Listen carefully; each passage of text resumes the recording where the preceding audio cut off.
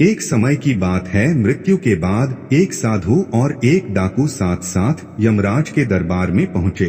यमराज ने अपने बही खातों में देखा और दोनों से कहा, यदि तुम दोनों अपने बारे में कुछ कहना चाहते हो तो कह सकते हो। डाकू अत्यंत विनम्र शब्दों में बोला, महाराज, मैंने जीवन भर पाप कर्म किए हैं, मैं बहुत बड़ा अपराधी हूँ। आप जो दंड मेरे लिए तय करेंगे मुझे स्वीकार होगा। डाकू के चुप होते ही साधु बोला, महाराज, मैंने आजीवन तपस्या और भक्ति की है, मैं कभी असत्य के मार्ग पर नहीं चला, मैंने सदैव सत्कर्म ही किए हैं, इसलिए आप कृपा कर मेरे लिए स्वर्ग के सुख साधनों का प्रबंध करें। यमराज ने दोनों की इच्छा सुनी और डाकू से कहा, तुम्हें दंड दिया जाता है कि तुम आज से इस साधु की सेवा करो। डाकू ने सिर झुकाकर आज्ञा स्वीकार कर ली।